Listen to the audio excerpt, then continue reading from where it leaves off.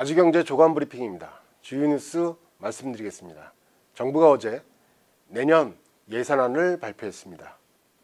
사상 최대 규모인 470조 원대 슈퍼 예산으로 불립니다. 예산의 많은 부분이 일자리 및 복지 분야와 혁신 성장을 위한 연구개발에 할당이 됐습니다.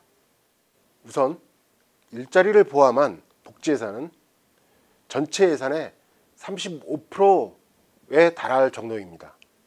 이를 통해 내년에만 90만 개 이상의 일자리를 만든다는 계획입니다. 청년과 신중년의 일자리, 또 노인, 여성, 장애인 등 취약계층에 대한 일자리에 집중할 계획입니다. 여기에 경찰이나 교원, 공무원 역시 대거 충원할 예정입니다. 정부가 고용의 주요 주주가 되는 것입니다. 이와 함께 문재인 정부 경제 정책의 또 다른 핵심 축이죠. 혁신 성장을 가속화하기 위해 사상 최초로 연구개발에 20조 원 이상을 책정을 했습니다. 정부 예산안은 이후 국회를 통과해야 되는데요. 워낙 논란이 많기 때문에 이 과정에서 많은 조정이 있을 것으로 보입니다. 밑빠진 독에 물 붓기다. 반대로 급한 발등에 불부터 꺼야 한다. 라는 논란이 커지고 있는데요. 특히 성장을 우선시할 것이냐, 분배를 우선시할 것이냐에 대한 논란도 불거지고 있습니다. 이 두 마리 토끼를 다 잡을 수는 없는지 정부가 좀 더 고민을 해야 될 것 같은데요. 어떻든 막대한 예산이 투입되는 만큼 어느 정도의 효과는 분명히 있을 것으로 보입니다. 다음 소식입니다. 미국의 나스닥 지수가 사상 최초로 8,000선을 돌파했습니다.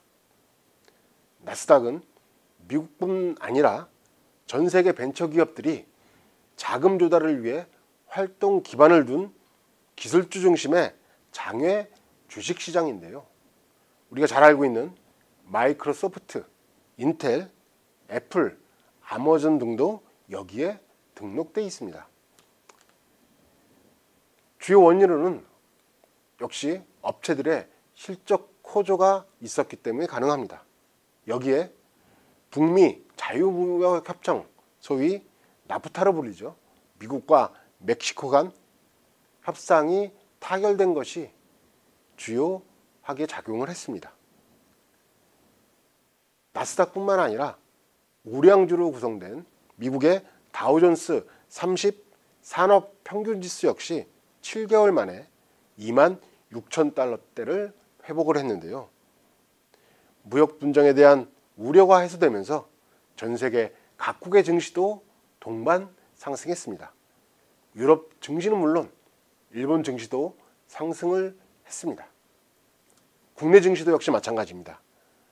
어제 코스피는 미국과 멕시코 간 무역협정 타결 소식 등으로 인해서 8일 연속 상승세를 이어갔습니다. 다만 기관과 개인의 매도세가 커서 상승폭은 제한된 모습이었고요. 그러나 여전히 미국과 중국의 무역전쟁에 대한 불씨는 남아있는 상황입니다.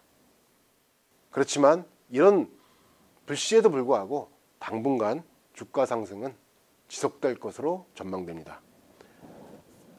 도널드 트럼프 대통령은 대선 후보 시절에 나프타를 재앙이라고 비판해 왔습니다. 실제 취임 100일을 맞아서 지난해 4월 나프타 무역협정 재검토를 지시하는 행정명령을 내렸는데요. 나프타가 발효된 지 24년 만인 지난해 8월부터 미국과 멕시코 간 재협상이 시작됐습니다. 또 협상이 1년여를 끌었는데요. 자동차와 철강 같은 역내 제품 사용 기준 강화 등의 내용에 극적으로 합의가 된 것입니다. 이상 아주경제 조간 브리핑입니다.